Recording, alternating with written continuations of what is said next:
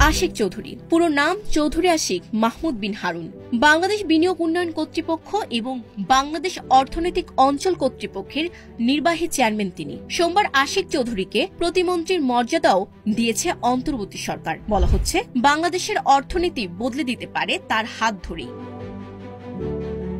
তিনি ডক্টর ইউনূসের থেকেও বড় খেলোয়াড় হবে মনে হতেই পারে। দেশ যদি কোনোদিন আমূল বদলে যায়, সেটা ডক্টর ইউনূসের সাথে আশিক চৌধুরীর নাম বাদ দেওয়া যাবে না।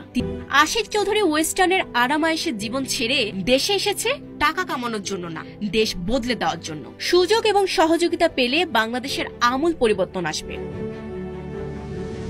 দায়িত্ব পাওয়ার পর বাংলাদেশে বিনিয়োগ আকৃষ্টের নানা পদক্ষেপ নিয়েছে তিনি। তার প্রচেষ্টায় ঢাকায় 4 দিনের বাংলাদেশ বিনিয়োগ সম্মেলন শুরু হয়েছে, যেখানে যুক্তরাষ্ট্র, চীন, জাপান ও দক্ষিণ কোরিয়া সহ 40টি দেশের শীর্ষস্থানীয় 6 শতাধিক দেশি বিদেশি বিনিয়োগকারী এই সম্মেলনে অংশ নিয়েছেন।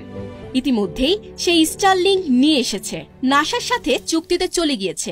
বিনিয়োগ হিসেবে বাহিরের একটা ব্যাংকের সাথে চুক্তি হয়েছে, এই বছর $100 কোটি বাংলাদেশে বিনিয়োগ করবে।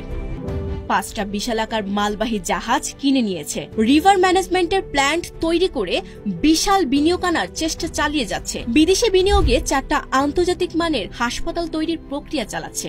ঢাকা চট্টগ্রাম রুটে ইলেকট্রনিক ট্রেন অথবা বুলেট ট্রেন চালুর জন্য বিদেশি বিনিয়োগ নিয়ে আসার চেষ্টা চলছে। ইতিমধ্যেই 10টা বৃহত্তর ইকোনমিক জোন তৈরি কার্যক্রম চলছে। মাত্র কয়েকদিনেই এগুলো করেছে সে।